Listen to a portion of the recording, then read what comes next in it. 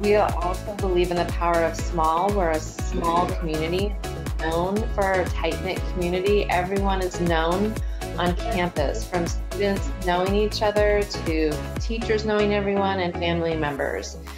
So that is a really special piece of our community that's been great. 4, 3, 2, 1. Hi everyone, my name is Kevin White. Welcome to Vibrant Vienna. Today we are talking with Jennifer Bohnen. She's the head of school at Green Hedges here in Vienna. It's a private school that's K through 6. We're actually 2-year-olds through grade 8.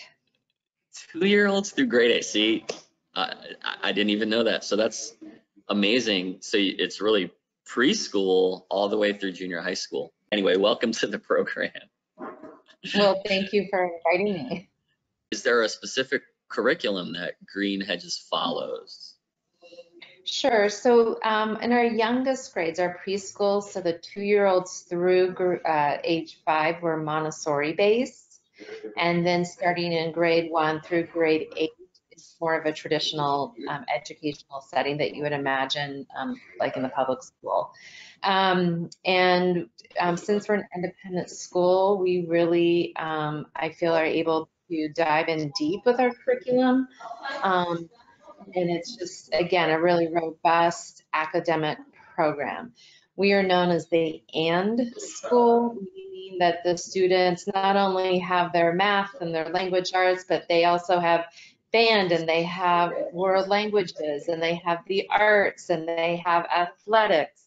And the and sometimes goes on and on. And we really feel that that is a well-balanced approach for children to learn.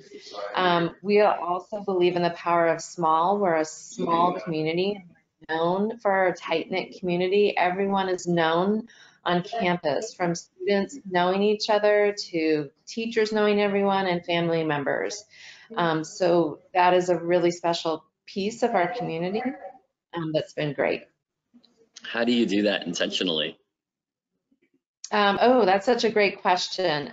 There's different things that we do. We have cross-grade level buddies. So at different times throughout the year, there's different cross-grade levels where there's intermixing. We also have a twice a week assembly. So we have it's called an opening assembly on Mondays and the closing assembly on Fridays, where the whole school community comes together, and many times it's the children that are presenting during that assembly. So for example, our 8th graders are the moderators, but there might be another grade level that will get up and present. So that's just a few examples of where we're bringing community together. That's cool. That's really awesome. So with all the challenges going on right now, how is Green Hedges dealing with that? My son is at Louis Archer, and he's doing online classes. He's in kindergarten, for an hour Monday through Thursday, and it's certainly not the same as 6 hours a day. Right. But how has Green Hedges approached this? Sure. Well, and it's a great question. So we anticipated that, pretty much the beginning of March, that we would probably be moving into distance learning. So really started planning for that. We had spring break start mid-March. And then with the governor's orders, we knew we were going to come back from spring break in a much different look and feel. But we were prepared. So we took time over spring break, not only our faculty, but the administrative team, preparing for that. And we started right away, and it has been so successful. And part of that, I think, is really making sure that we have, as you talked about, that community. So we have many synchronous lessons. We're using Zoom. And we really have a structured schedule, and our students get up in the morning. We wear uniforms here, so they do wear their uniforms. Wow. And we take that daily attendance, and we're finding that structure not only is so important, for the students, but I think also for the families. They know what every day is going to look like. So my son, who's currently in 7th grade at Green Hedges, I mean, he's on with his advisor at 8:30 in the morning in a small group. His next class starts at 9. He doesn't finish until about 3:30. Most of that time is synchronous, obviously with breaks throughout the day. And that might be just a quick break or, lunchtime. But the learning is happening. It has not stopped at all. Wow. In fact, we've done some really neat things. So this Friday, we traditionally have school plays for every grade level, starting in 1st grade. And the 2 grade levels that have not performed yet are 1st and 2nd grade. But our 2nd graders on Friday are actually performing their school play Friday morning. So they have been working with our performing arts teacher and our 2nd grade teacher, practicing their lines. And so they're going to perform this play on Friday. And I'm so excited. And I think that just goes to show you that our faculty are really thinking outside of the box. The traditions that we find are so important. How can we carry on those traditions? And we might get messy and it might not work, but at least we're going to try. So the next time, then we're set. And I'll give you another example. We traditionally have a founders, grandparents, and special friends day, and that was last Friday. And it's on campus. We have over 100 people that come to campus and have a special breakfast, and they visit classrooms. And so this year we have the option: should we cancel it or should we continue? So we continued to have it obviously virtually. Right. I had about 120, I had 75 signups, but many of those little screens had 2 adults in it. So about 120. But the best part of it is we had people from all over the world participating.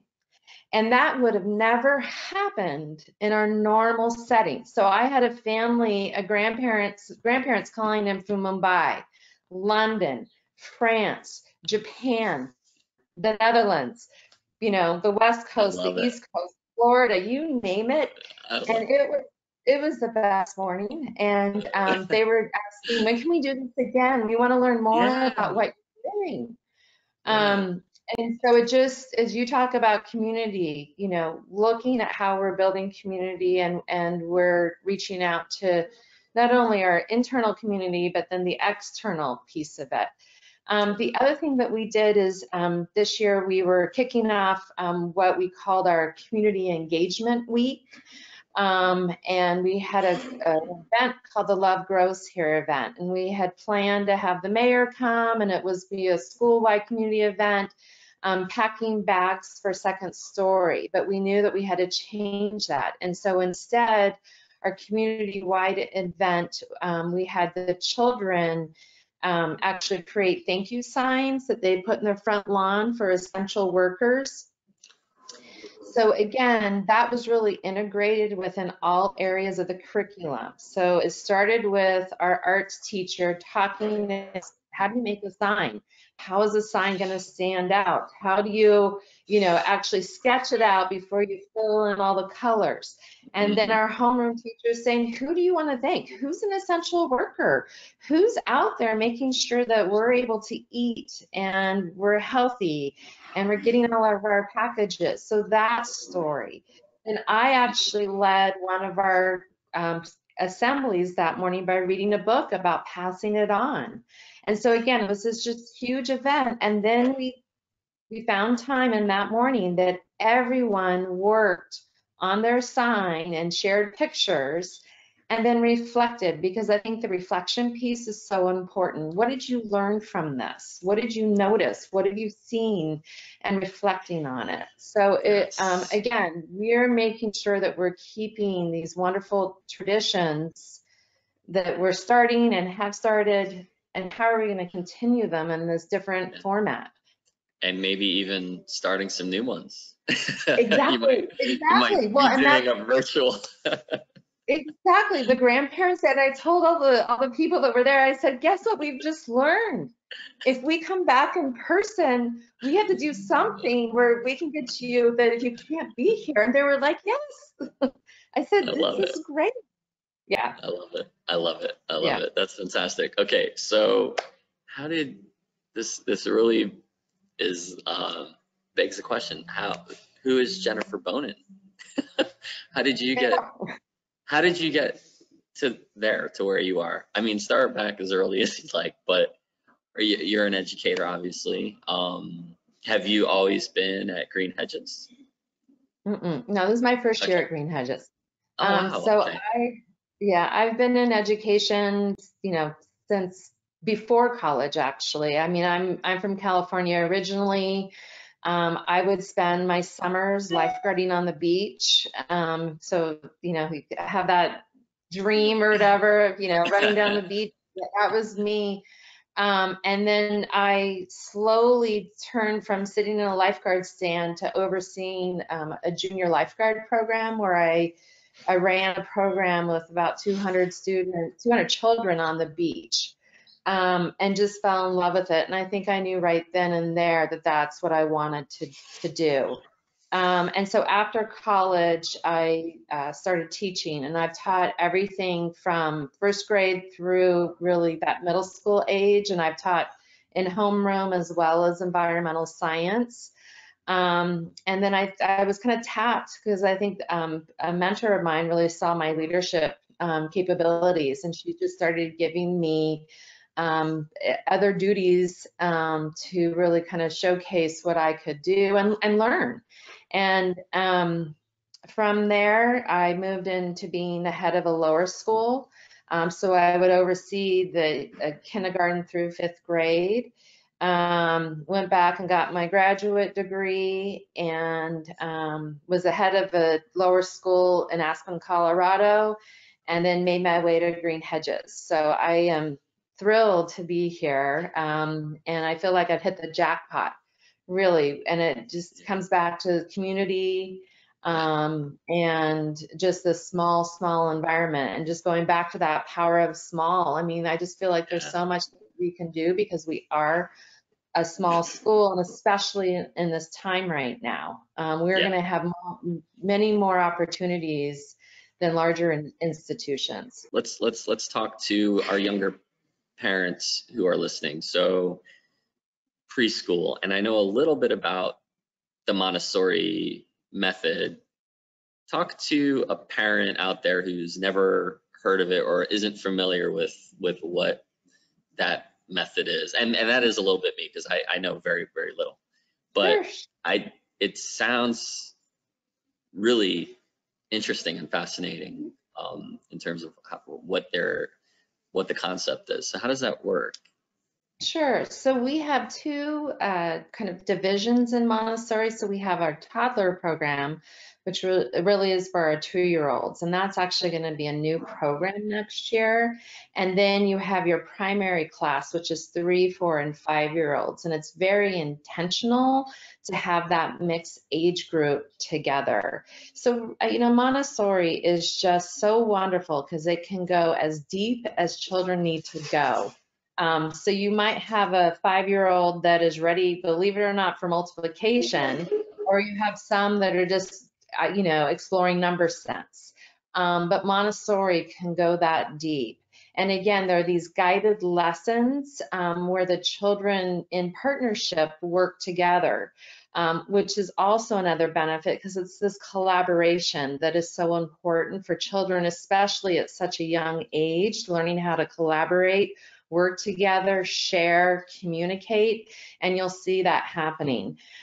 You'll also see at times children can go to areas that they would like to explore more. So it might be a science area, or they might be looking at the world map, or they might be then exploring numbers. But we have teachers, and there's 2 teachers in this classroom that make sure they're guided so they kind of explore every area because they might want to spend time in one Yeah. area.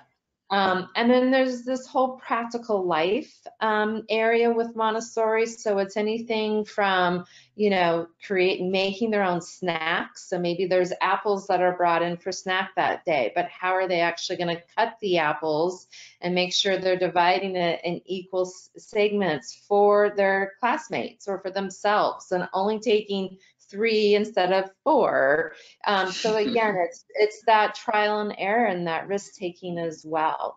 In our Montessori too, our students go to specialist teachers. So our 3 and 4-year-olds will go and they'll have French. So they'll go to that specialist teacher. They'll also have movement, which is PE, and then they'll have performing arts as well. So we find that it's very robust. Our 5-year-olds, which we consider our kindergarten, are part of the Montessori curriculum, but the afternoon looks much different for them. So the 5-year-olds are all brought together and they are really kind of delivered this kindergarten curriculum that's a little bit more academic in the afternoon, and they're just broken out to that group. And that has worked out really well too, because they're ready for it. They're ready to dig into it. Yeah. One of the things that I've noticed with my son is going from preschool to kindergarten has been, I'm sure this has got to be every parent's story, but it's been a challenge. Going from, what was it? I guess 3 days a week or something in preschool now to every day for 6.5 hours a day on the school bus. It sounds like though at Green Hedges, it's a little bit more of a gradual introduction into that next phase, which seems like why is my son not there is what I'm asking myself. Well, it's a long day for them too, and we're expecting a lot, of these little ones. But again, it's this community, right? So, and we're very intentional about it. So I'll give you one example. Our current kindergarten students, when you're talking about ready for the next stage, our first grade teachers have already spent a lot of time with these current kindergarten students. So the transition to first grade will be, we hope, seamless, right? As well as our kindergarten students in groups of 2 have gone into the first grade classroom just to spend time in there and get to know kind of the routine and the teachers and the environment. Again, we started this well back, before COVID hit, that we were starting this. So next year would be this smooth transition, but they're known already, which is nice as they're moving from grade to grade. Right, got it. Okay, that's fantastic. Very thoughtful. And then so at kindergarten, at first grade now, it's moved on from the Montessori style. And is there a methodology for those grades going forward?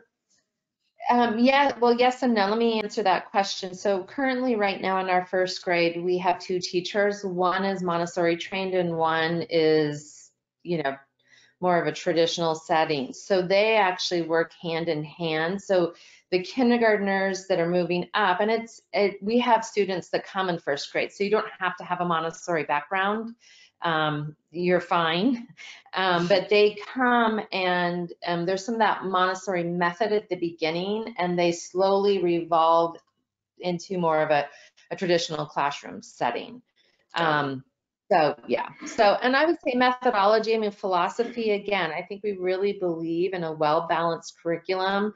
You're going to find project-based learning, that hands-on approach, which we think is so important, and I think children learn and love it.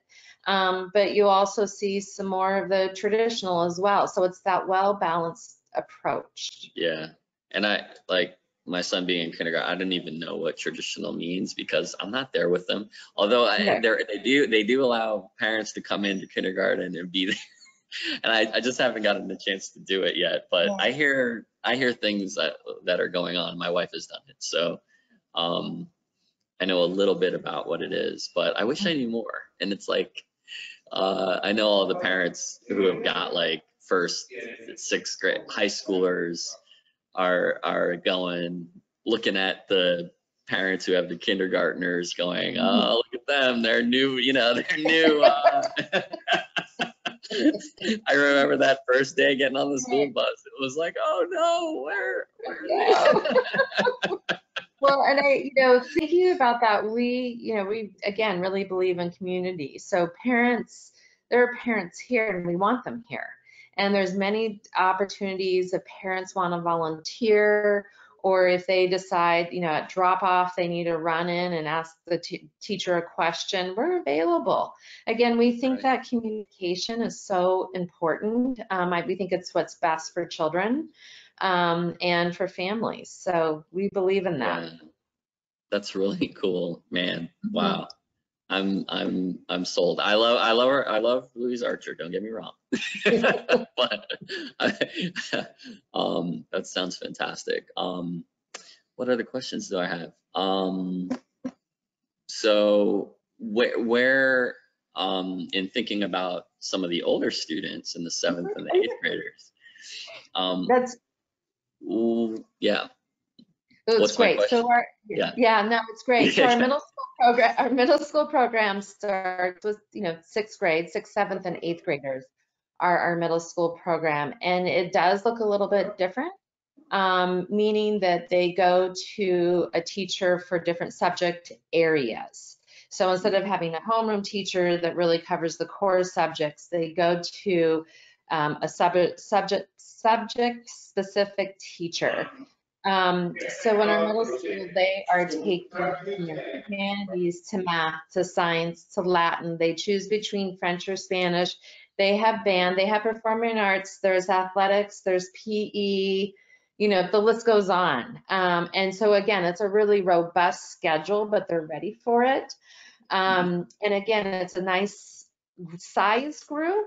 So in middle school, they're ready for a little bit more part of that social dynamic. So we do a lot of bringing the middle schoolers together. So our 6th, 7th, and 8th graders do a lot together. So in the fall, typically we go, the middle schoolers go away to a place called Genesee Valley.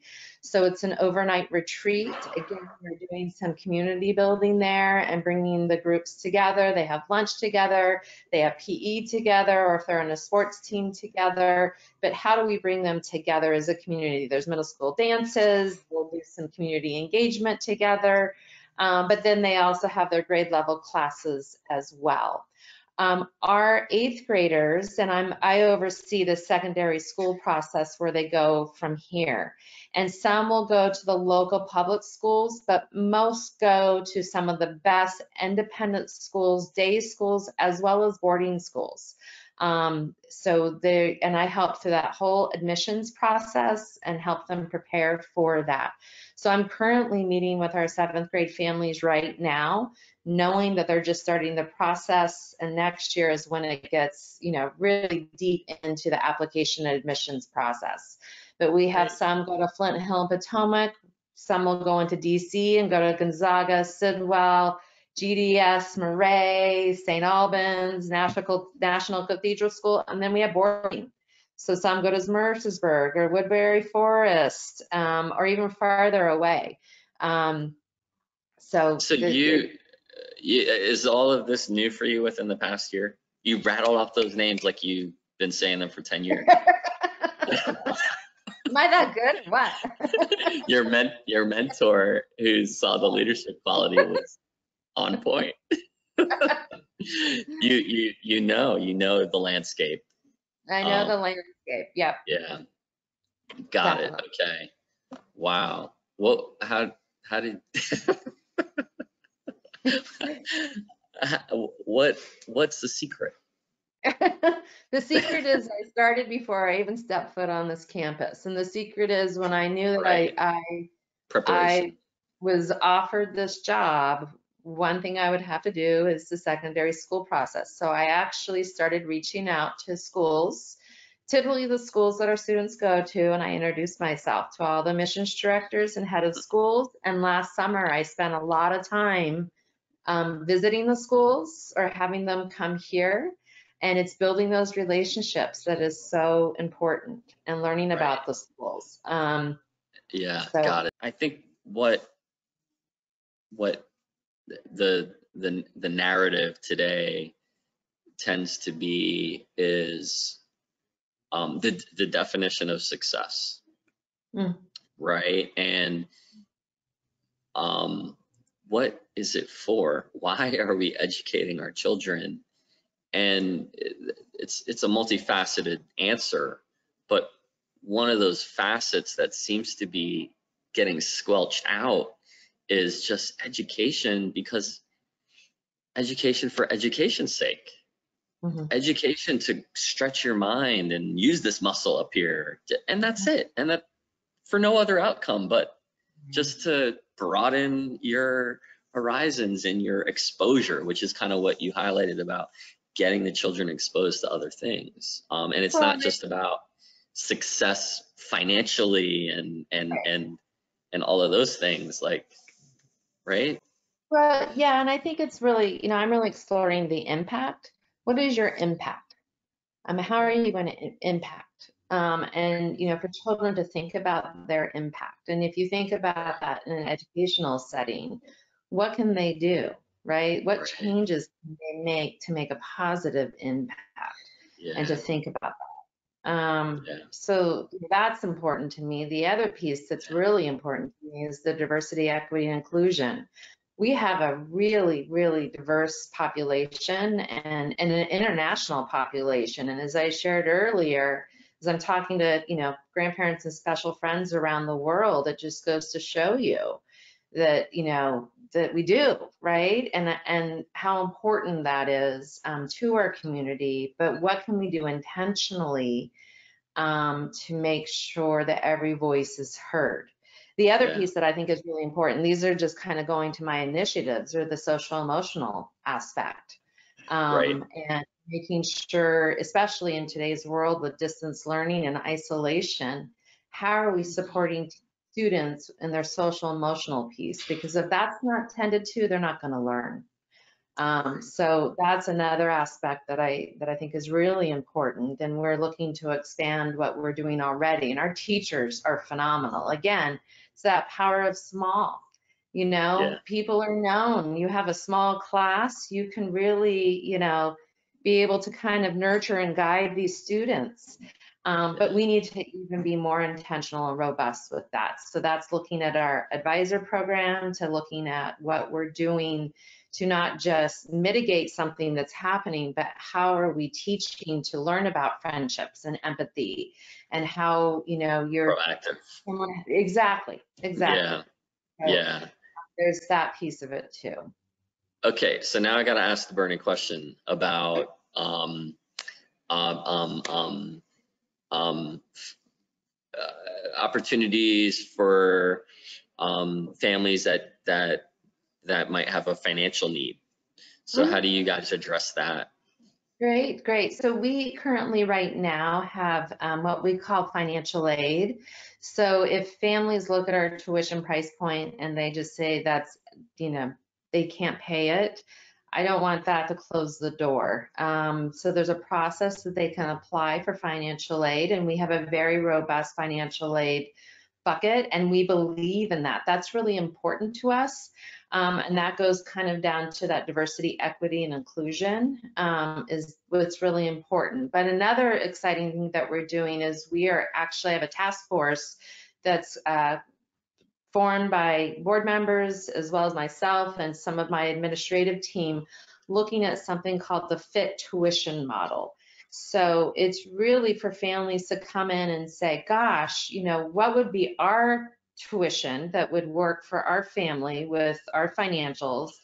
But to me, the more important piece of that is then people are locked in, if you want to term it that way, and they can plan that we're locked into this model for 2 years, 3 years. So they don't have to go through the process every year. And we're also trying to streamline the process because what we're currently using right now is pretty cumbersome. But how do we streamline the process so people, want to do it? Because we want people, to Right. apply for this. But this is for everyone. So we would open it to everyone and say, what is your fit tuition? What fits your family? Please go through this process, and we'll let you know. And I think it's just a different way of looking at tuition. Right. That's fantastic. And making it more accessible. Yeah, it makes sense. And if nothing else, it shows, and even how you're addressing the challenges, the current challenges, really, really highlights. It's an implication and an indicator in action of what you're doing in life and how it applies to how you're educating the children. I mean, you're thinking creatively, you're seeing things as challenges and opportunities within those challenges, not, oh, great, everything's ruined. Because, I mean, maybe we can all have a moment where we feel that way, right? But then once we move beyond that, it's okay. All right, let's get to work and figure out how we're going to overcome this challenge. And but that goes to the financial aid piece too, with the families that need help. You're thinking outside of the current process and the current solutions, and thinking of other ways and getting creative with it. That's really that's great to hear that. I'm sure those families are really grateful for that. Well, and we're planning to roll it out, not this year, but the following year. So that will be a big rollout for us. So we're currently working on it, and then we'll vet it through our current families to get their feedback and then roll it out. If people want to know a little bit more about Green Hedges, where should they go? Oh, they should go to our website, greenhedges.com, definitely to do that. And then the other thing, the history of the school, we've been around 78 years. So we've been here a long time. That's incredible. There's Lisa. Oh, there's Lisa. Hi, Lisa. And you're on mute, Lisa. And I just told Kevin I have to hop off in a minute or two. I don't even know what to say. I just realized there was an invite, and I've been around for a long time. Jennifer, if you want to pass the baton, and Lisa, I'll do the introduction and let you know what's going on. And if Jennifer, you want to jump off, but basically, yeah. Is there anything you haven't said that you want me to say? Lisa, what I have to say is Lisa is amazing. I mean, she is just, if you want to talk about distance learning, you want to get into distance learning, because that we really didn't even touch on. We touched on a little bit, Lisa, but what we're doing right now, Kevin, I think is so exciting. And I don't want to say daunting. I would say it's more exciting about what's going to happen in the future. And I think we have to look at it as what we've done. I really feel, and I'm going to boast about this, is a model for a lot of schools, what we've been able to pull off. And that's thanks to Lisa and all of our hard work. But the scenario planning and what we're planning for what's possibly to come is really exciting, because we know what we're doing right now is outstanding, but we want to make it what's better than outstanding. What's the word? Responsive, pliant, flexible. Yeah. Right. Phenomenal. Phenomenal.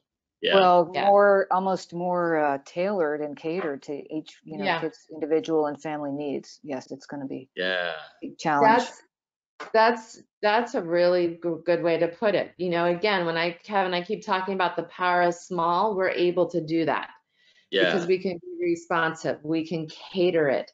We've learned so much from our families and what has worked and not worked, and with our faculty and our students. And now if we have to go to the next iteration, which we're planning for, it's going to be that much better. So can I ask more questions about that, Lisa, if Jennifer jumps off? You can. I have no promise for answers yet, because really, this is, it was a daunting exercise to prepare for distance learning in March when we got started. But that was one scenario. That was, we won't be in school. What will this look like in distance environment? But for the fall, we really don't know what that scenario is going to be. Will we be able to be on campus? will we be limited in how many kids can be in a room? Do we have kids coming in waves or alternating days, or, you know, so there are just a lot of contingencies that every school is having to consider now. But we were waiting for the governor, so we just don't know what Virginia. Right.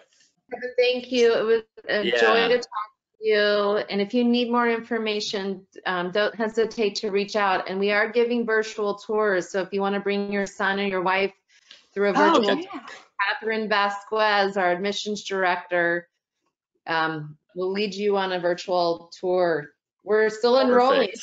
And the other thing is our enrollment actually right now, there's a lot of interest because I think what we're doing is so outstanding.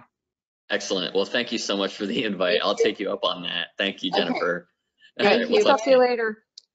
I mean, I was amazed that she's been there less than a year. Yeah, she's been And when she phenomenal. talked about the 7th and 8th graders and how they prep them for and she rattled off the name of every secondary school. And I said, when she was done, I said, you've been there less than a year and you rattled off those names like you've been there for like 20 years. Well, she worked at these schools before too. She's worked at a few of them in her, so she's at the other role. Yeah, exactly. No, she is an excellent leader. Excellent. I feel really lucky. This is my 3rd year at Green Hedges, but I've been 32 years at other schools myself. So I've worked with a bunch of heads. She's just been great. Yeah. Sure, her positivity is infectious. I feel I'm in a good mood now.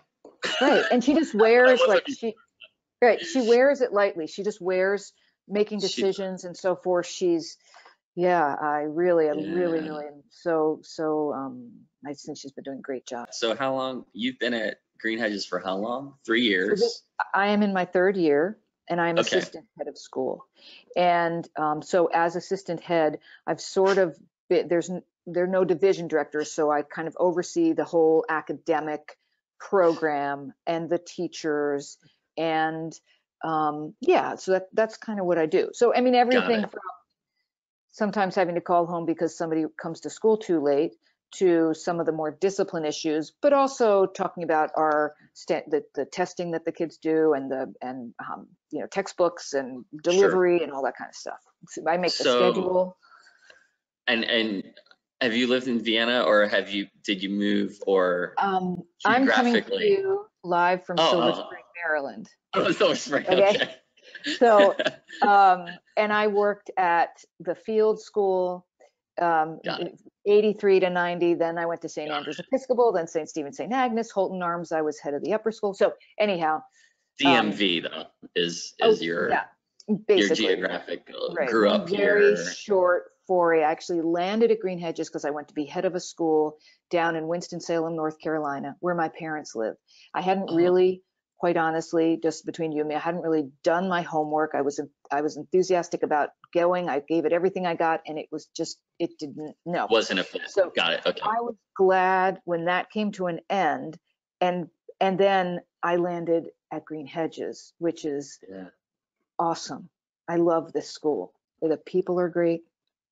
Teachers are great. It's just a lovely spot all around. Wow. It's a great school. I was sharing with Jennifer that I met a parent whose kids had grown up there. I think one of them had graduated already and her daughter was still, I don't remember her name, at Bard's Alley. And she was just, you gotta get your kids in there. You gotta really? find a way. Like, it's awesome. You could tell that she really, from the bottom of the heart, believes in the place. Really, believes in the place. You could tell. Yeah, it's probably Ellen Giantini, but just thinking of who has a daughter who's graduated, who's still got a son at the school.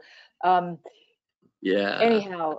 But I always worked middle and upper school. That was always, and so now I'm down. And when I was growing up, I went to a school like this up in New York. So it just was like coming home. And one of the things about a small school like this is that I think it attracts and then it cultivates people's just sort of social ease and openness.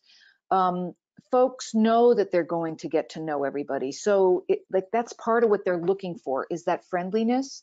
And Right. it's not always the case. You know, sometimes you just have folks who are awkward, or they're private, or they, you know, like, but they don't pick this school. You know, those folks, Right. you know, there's no back row for anything. Right. So it's Right. just a very kind of open and friendly atmosphere, and good natured, I would just say. Just a very I good natured place. I love that you said that and you invited people to say that it's not for them. Yeah. And I think that's the story of any place, is as even as I highlight Vienna through this website, Right. is telling that story. And like, this is not going to go in the interview, I'm going to mention this, Right. but Right. when I interviewed David Rabin, the executive chef at Caboose Brewing Company, I'm a former Marine. He's a former Marine, which I found out after the interview, but he lives out in Shenandoah area. He's got 10 acres with chickens and goats. And he tells me, like in the interview, that he's like, I actually hate Vienna. Right. Right. Well, and it's not for everybody. well, And one of our families is Caboose. They own the Caboose. oh, right. Maybe that's who you ran into. Anyhow, yeah, no, it's just I think people sort of self-select because they like that feel. They like that. They want that community kind of. It's not that it's lighthearted, but it is. But it's just good natured. Like there's just, you know, people are smiling, kids are happy. Yeah, that's cool. It's still messy. I mean, it's education. Kids are growing up. People make, you know, like, right. Of course. You know? Of course. Yeah, but it's a little different. Well, the intentionality too, she mentioned the intentionality of the intermixing of the different age groups is one of the keys to that. Yeah, they all know each other. Right, and that's really cool. Yeah. Okay, so let's dive into real quick into detail. I do have to shoot back upstairs soon-ish. Sure. Okay, no, fine. But with the what kind of details can you share about the distance learning? The distance learning. Okay. Yeah. I think primarily a couple things. One is we're very well equipped to have made this transition in terms of technology. Like and that has nothing to do with anything I did. We happen to be a one-to-one iPad school. So every student went home with an iPad and a charger and a cable, and they're used to using that. We knew just enough in advance that we needed everybody to get on Zoom and to practice it before vacation so that we could start from there when we came back. So fortunately, the word was out. We're an independent school. Our association is nationwide. So schools from the West Coast were telling everybody in February at the national conference in Philadelphia, hey, folks, it's coming. So that's one of the great things about Jen Bohnen. She came back and she said, we're getting ready. Like, we have to prepare, right? So, so there were just some pieces that we knew, okay, we need to get this in place. We need to make it very consistent and simple and sort of as normal as possible for everybody. And these are what these are kind of this is the mantra that all the schools are trying to adhere to. So the main thing we did, in addition to not a single person in the room doing this, like we're small, everybody had to do it. Everybody, right? So there was no, I can't do it. Everybody. Yes. So we built a schedule that kind of was very routine, built in ample breaks for everybody. Middle of the day, everybody can be off their screens. And at the end of the day, unplug fest. Like we have to be able to detach. So we were very upfront as we were building the distance learning program, following a model that many other schools were using as well. I mean, just in terms of expectations and so forth, but in building this schedule. So we had to pare some things down, put a premium on time between the homeroom teacher and their students in terms of synchronous lessons. Like kids would be in the classroom with their classmates and their homeroom teacher. And that's where we wanted their energies to be in terms of having to sit and focus, like working on their language arts and their math, like that. And then the specials continued, but they were more of an asynchronous model So kids could like do it later, or could loll about, or, you know, not have to behave for the teacher and their classmates while they followed that particular lesson, whether it was French or art or music. So that's kind of been a mix, actually. Some teachers have been online conducting a class.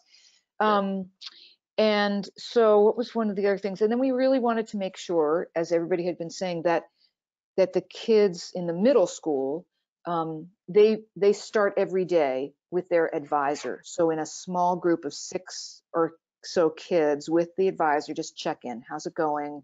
How's everybody? Okay, we're all here. And then the middle schoolers have classes that start every hour, but they're 45 minutes long. So they have time in between their classes just to get up, move around. They have PE every day. They didn't used to have PE every day. They put a band for PE in every day. Nice. It's just called physical education and activity. Like, so anyhow, to make it honestly, just from a wellness standpoint, hopefully something that was sustainable, but also allowed us to deliver basically the bulk of the program. So, so that's kind of it in a nutshell. And then teachers have figured out in Zoom how to use it optimally, to put kids in breakout rooms, to kind of, we've assigned special teachers who aren't in the classroom to be classroom aides, so that there's more than one adult in the Zoom room, and the teachers can put them in smaller groups to work one-on-one. Wow. It's been by far the biggest challenge for 3, 4, and 5s, just because they don't want to watch a screen. I mean, they're, you know, it's totally different. I know. Right? It's not like Sesame Street. So I've worked a lot with the Montessori teachers just to figure out what is the model that works. So they have a combination of circle time, one-on-one, scheduled one-on-ones on a regular basis, small group work, quiet, recess and play, story time after lunch, before a nap, you know, so to be as consistent as possible across the whole school, and yet do what's best for each age group. Right. Yeah. Love it. So, I don't know if I can ask this. It's just something that's on my mind, but for what the thought that comes to my mind is for parents who, what am I asking? How are parents, and maybe you don't know, but how are parents who have to work dealing with this? With the littlest ones? I think, you know, so very, very good question. In general, the parents for maybe grades 1 and up, but really more age 2nd grade and up, those kids are a little more autonomous, a little more independent. They are so grateful that our kids are actually scheduled for most of the day and don't need their entertainment or their homeschooling. Like, we're providing the schooling. For the little ones, I think, you know, because those children just do have those needs. It's so immediate and it's so irrefutable. They know that the teachers can't provide what they are having trouble providing at home, right? So the teachers have given very clear instructions in terms of which activities to do on any given day. They let them know what materials they're going to need, and they're accessible. They have office hours. They're always there, available to teach. They're making regular phone calls home to see how it's going.